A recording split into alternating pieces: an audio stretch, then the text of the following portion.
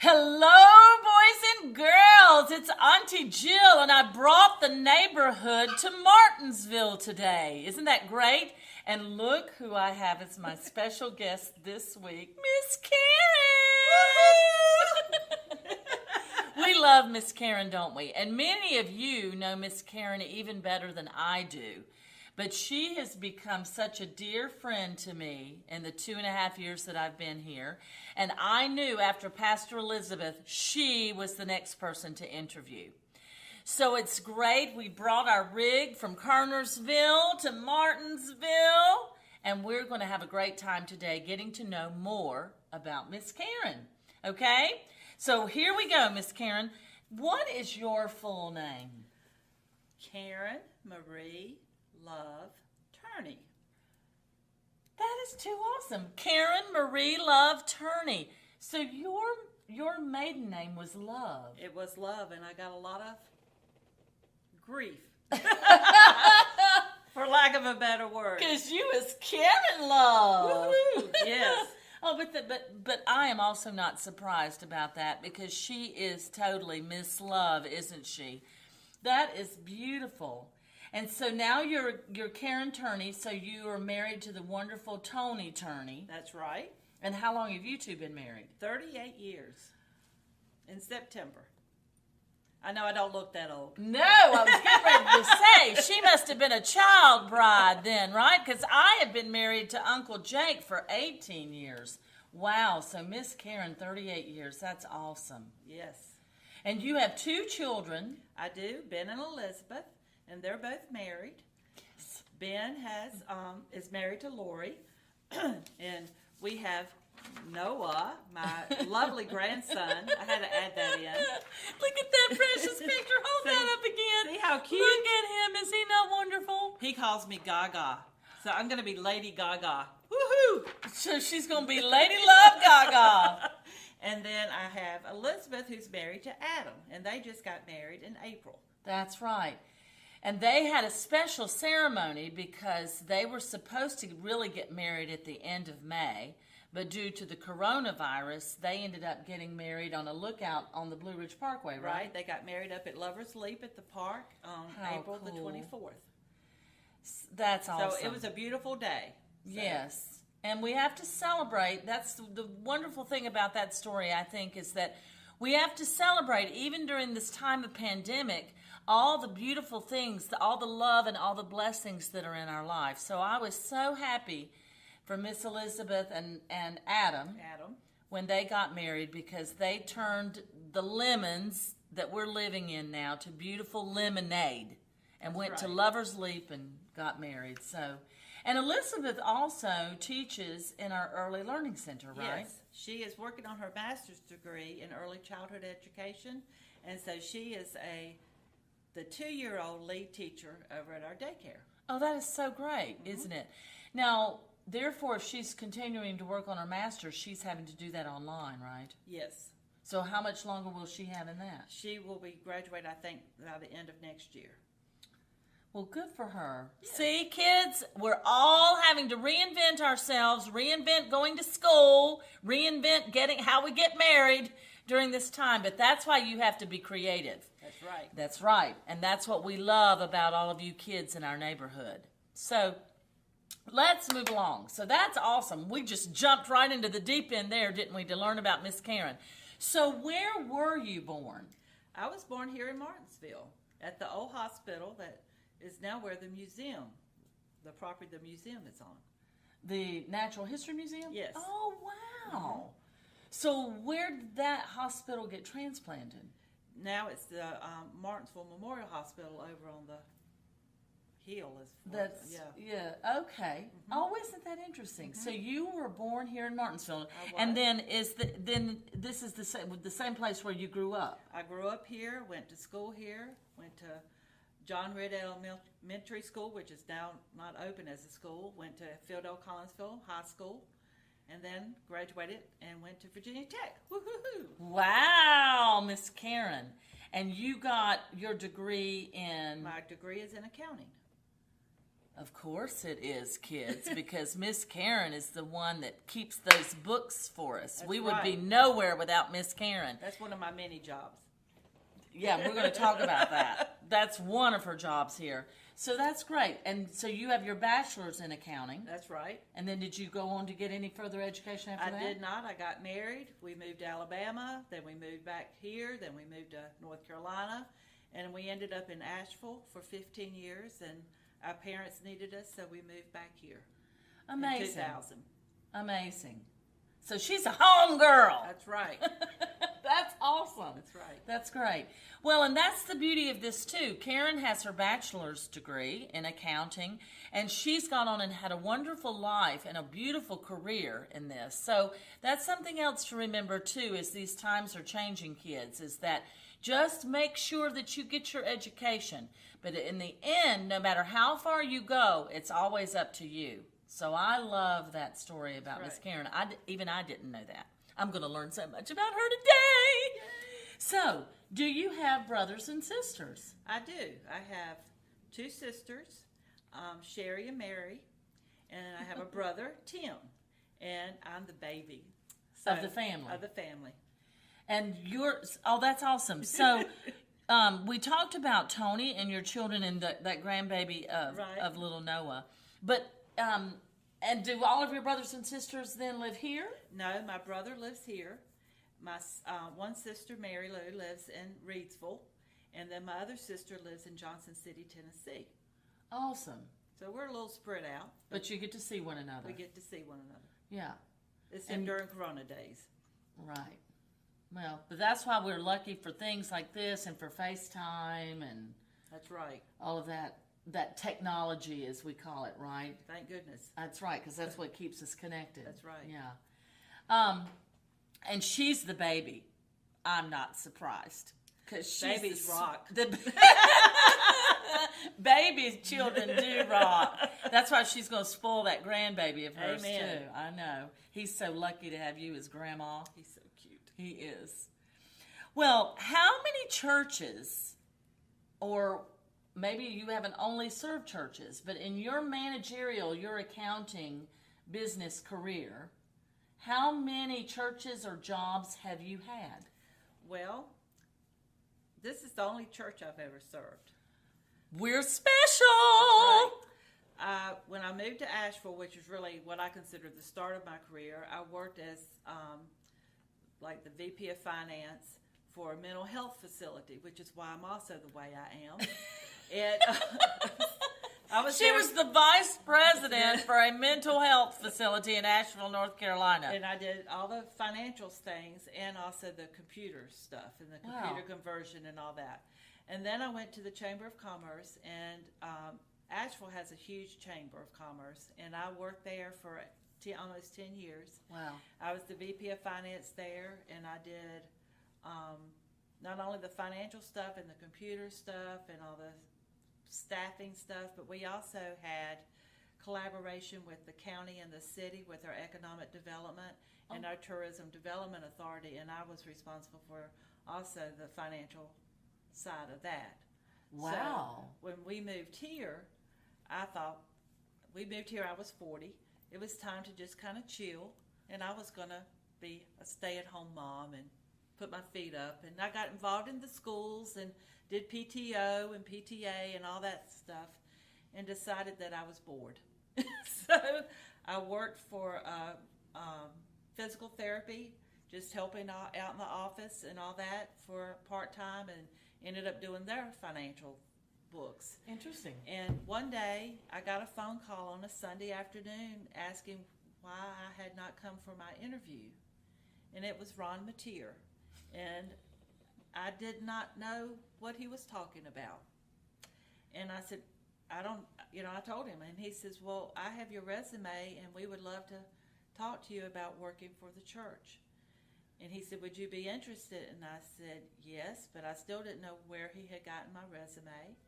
So I came in, I interviewed, they offered me the job, and I think it's a God thing because I have yet to see the resume that Ron had, and now I've been here 17 years.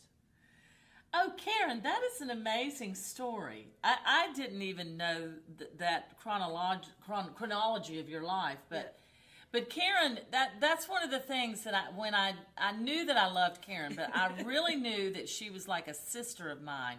One day early in the time that I had come here too, because I was sharing my story about how I found out about this particular job through the local AGO in North Carolina.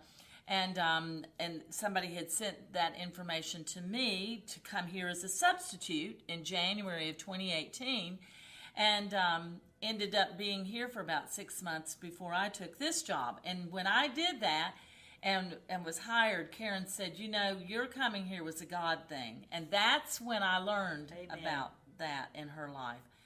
And now that I know that she's taught me to look for that, there's so many times, and I'm sure this is true for you, kids and adults, when you're going through your life and you realize that's a God thing right there. That's coming from a higher source, a higher spirit that's putting our lives together. And so that is such a beautiful thing, this beautiful story to learn about how Karen came to our church.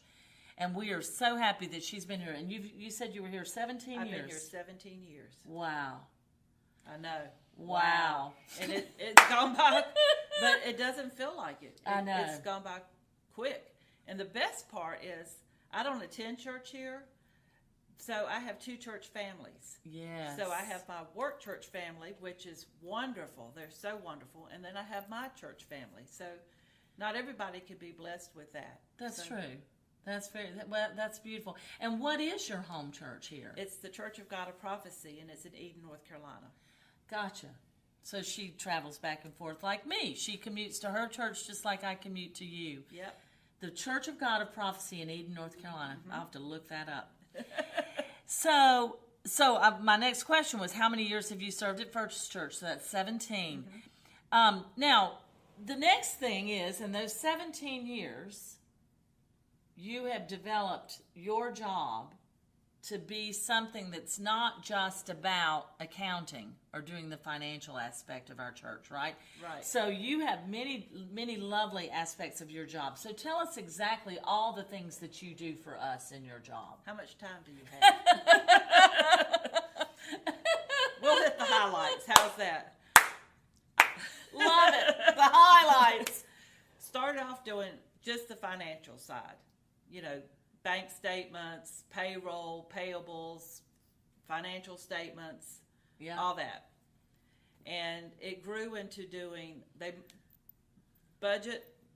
merged my job with the secretarial job, and I grew to do the bulletins, the newsletters, greeting people when they come in, handing out food bags, whatever was needed. And then it kind of grew, and I took over the building aspect of things. So if something breaks, who do you call? Karen! That's right. And coordinating all that. And I made myself a list in case I forgot something. For Sunday mornings, I do the PowerPoints, the bulletins, those type of things, the deposits. But probably the most rewarding thing that I do is visit with people and listen. We laugh. People come to my office and tell me things that they may not necessarily tell their closest friend, and it stays there. I listen, and I don't always have advice or anything really to offer back other than a shoulder to cry on or a hug, which is really killing me with this Corona days thing. Yes. Because I'm a hugger. Yes. But I have developed so many close friendships. Yes. And with people just because the ability to listen. Yes. And that, I agree. I think that's one of Karen's real talents, real gifts, God-given gifts, is the ability to listen. And when I first came here and I would come up and would for the day to do my work in my office or to plan for choir rehearsals or whatever, I started to say to her, when I would walk by her office and she has a couple of chairs in there and there would be people in there, maybe I needed to talk to her about something, I would just note that and I would go on about my day, and then I would come back to a free time when I could talk to Karen or we could discuss what we needed to do for the work. But one day I came and there was somebody in her office all day long visiting with her or dealing with some, business or affair that they had to take care of with Karen. And at the end of the day, when I walked by to say hey to her, I said, honey, you are a ministry.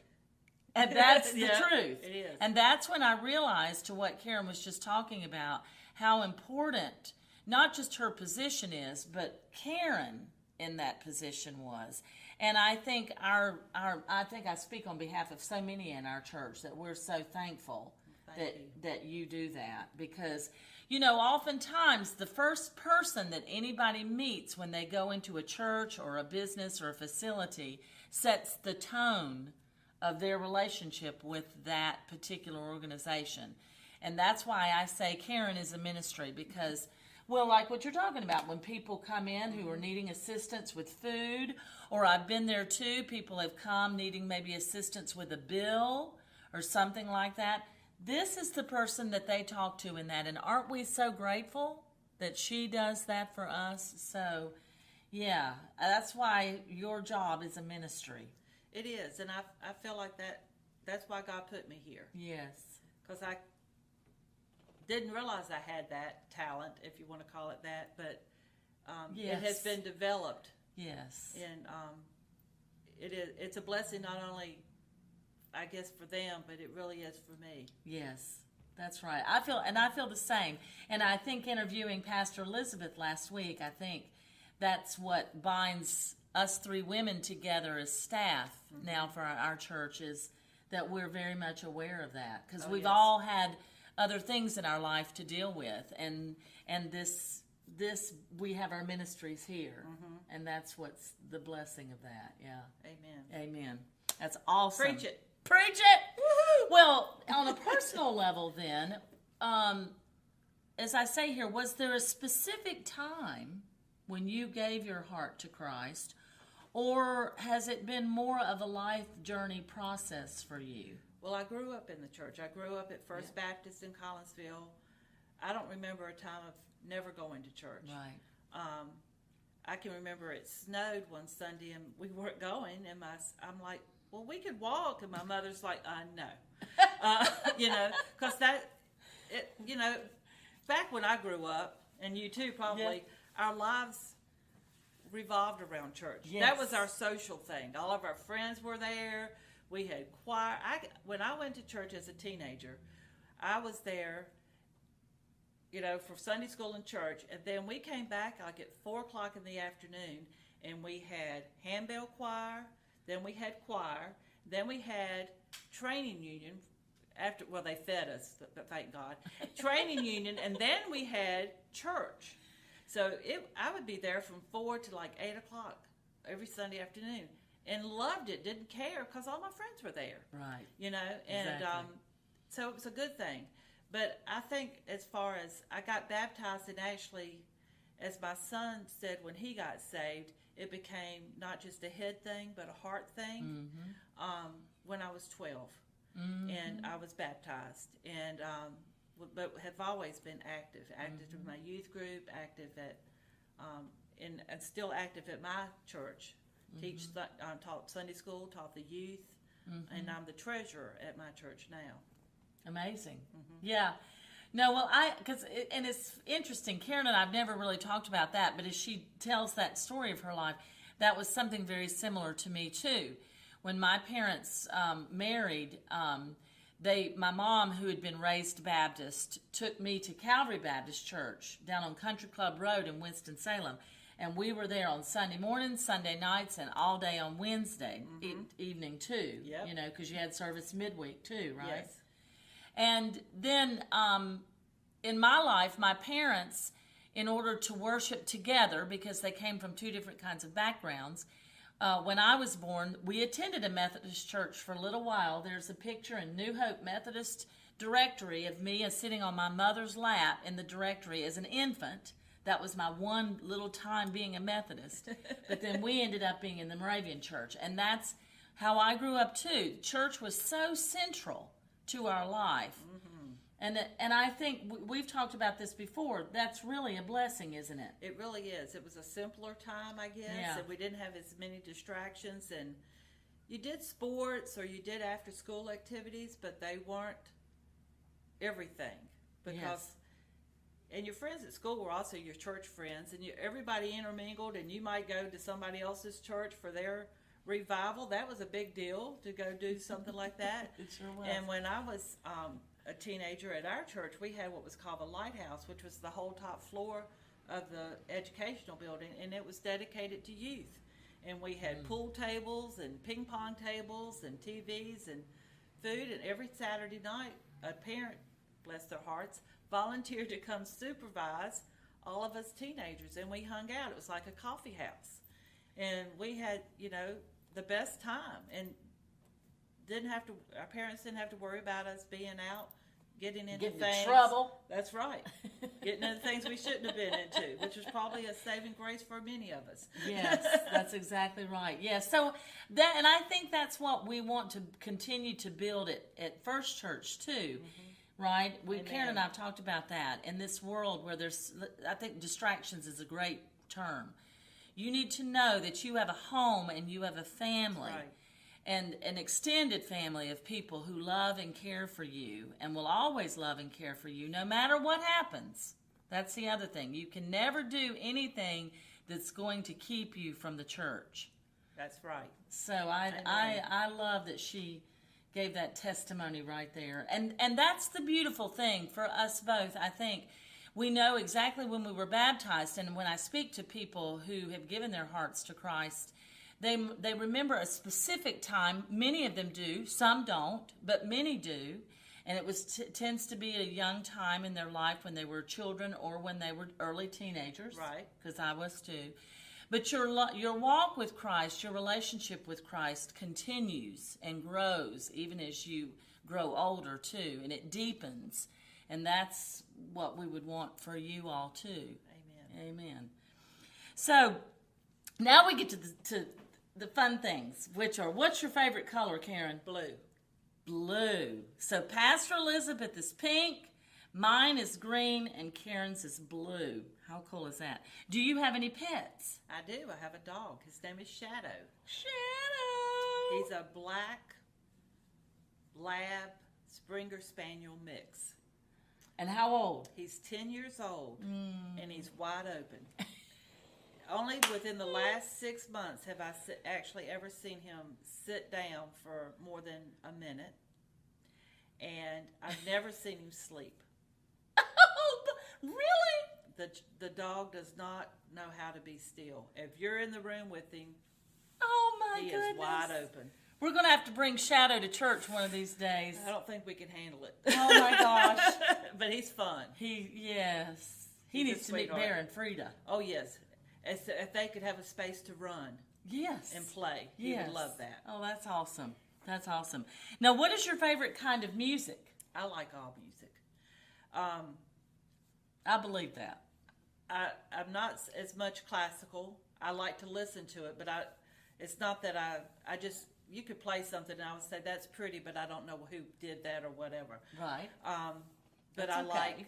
I like 70s music because that's when I grew up. Yeah. So I'm a rock and roll, but not disco. There is a difference. I love it.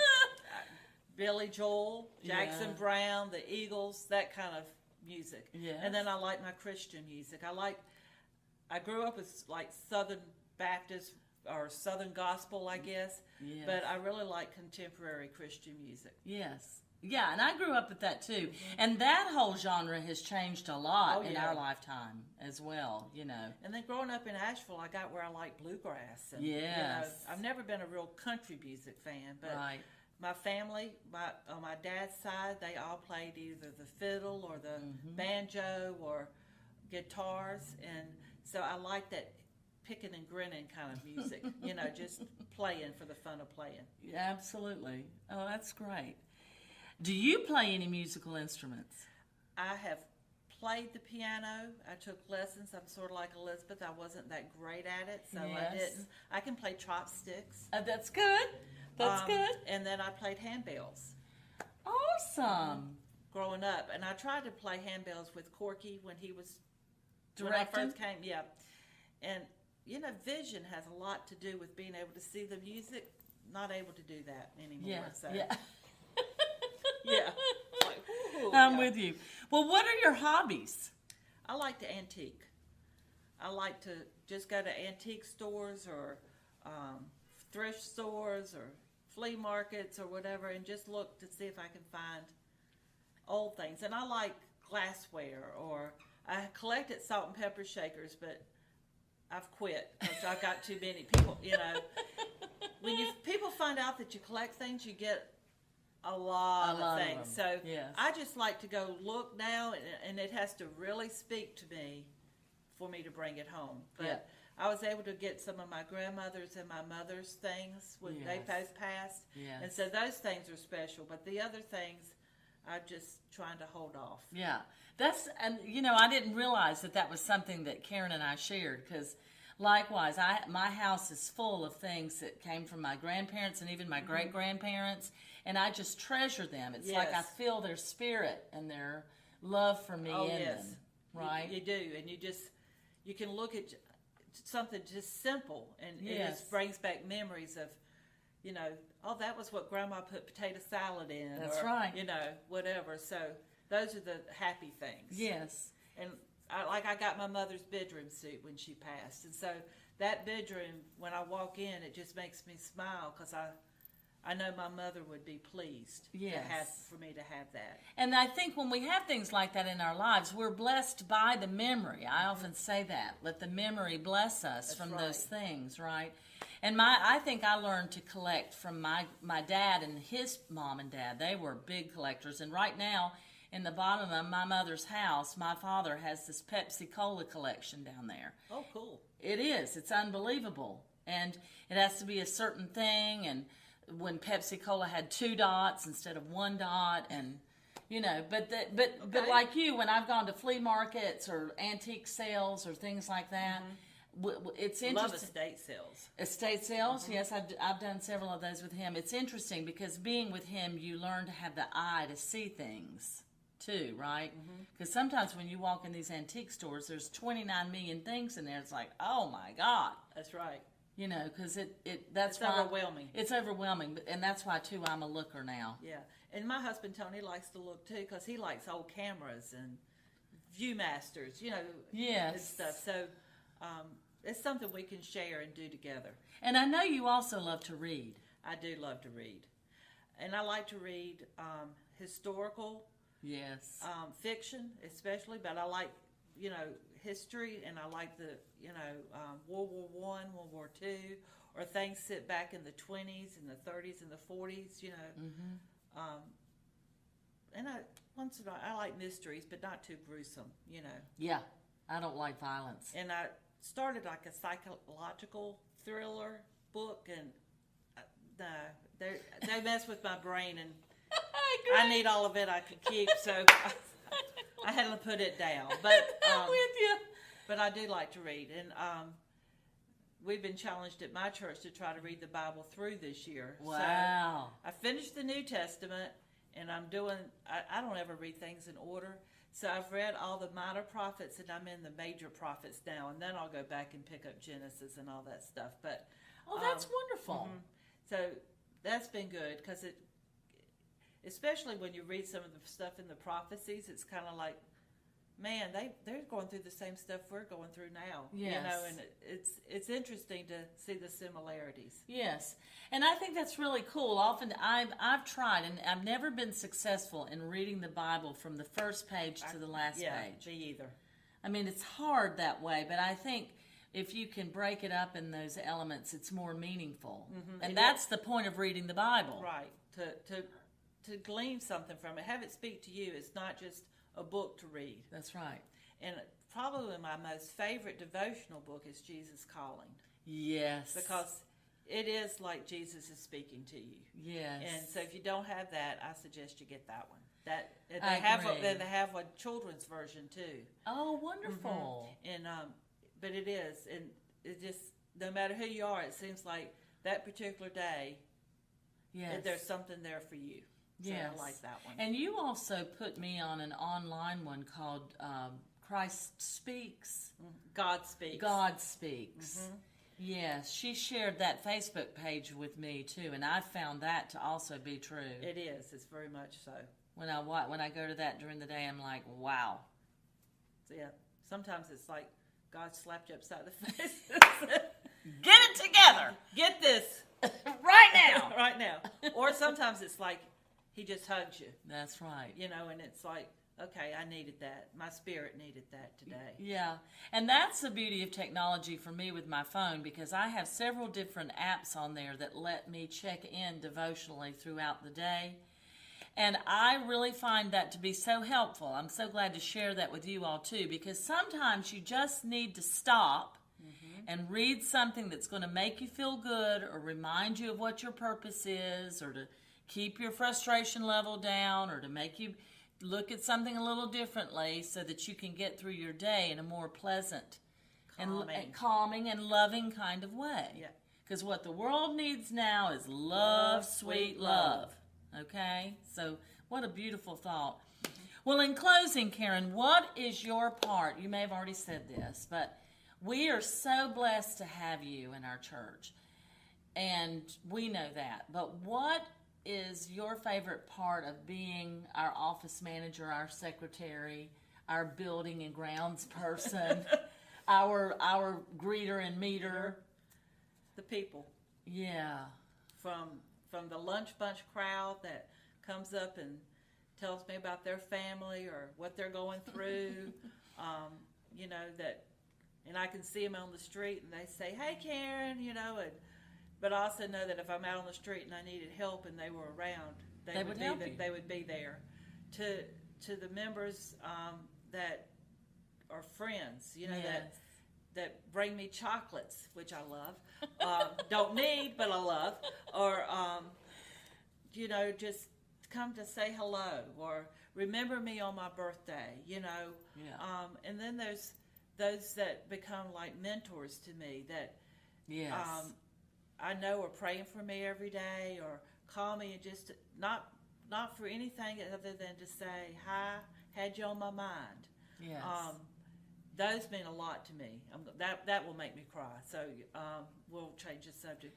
And then there's those like Bill Linsky, who just passed, who was 105, and I got the privilege of knowing her and taking her to her eye appointments in Greensboro, and just knowing that if I needed someone, a prayer warrior, she may not have been able to see or get out and drive anymore, but if I called her and I needed something, she would stop what she was doing and pray for me. And like I said, having that is the best part of working here, is knowing that I've got that kind of connection with people that I don't care who you are, I feel like there's not anybody here I couldn't call on and ask for something, and I feel like they could call on me and ask me and feel that too, and that's a blessing. Yes, there's a Southern phrase that says that road runs both ways. Amen. And I think that's that's it. That's it. And I think that's the beauty of the church. Yes. We all may go to different churches or express our faith in different ways. But in the end, the beautiful thing is, and that's what we want all of you kids to gain and nurture in your life, is to have that connection and that love connection, that Christ connection, that no matter where you go or what you do, there are always people that you know that you can call on who will have your best interest at heart. That's right. Right? And I don't know many people that could say they'd love to come to their job every single day. I know what you mean. But I can honestly say I love to come to my job every single And day. we are so glad you do. Lord, thank you. Right? Right. Right. No, well, Miss Woo-hoo! Karen, woo-hoo! What a great time this has been. I learned so much about Miss Karen that I didn't know, and I hope you did too. And truly, we are so thankful for you and all that you do. For y'all. Yes, and may she be here another 17 years, right, kids? I'm going to retire. So Some days. Not soon. I know. But not 17 years, for sure. Yes. Well, we're going to enjoy every moment that we get with Miss Karen. And I would like for you to join me and help me lead us in our final prayer today, kids, okay? So may the Lord watch. May the Lord watch. Between me and thee. Between me and thee. While we are absent. While we are absent. One from the other. One from the other. Love one another. Take care of one another. And we'll see you again really soon. Bye. Bye-bye.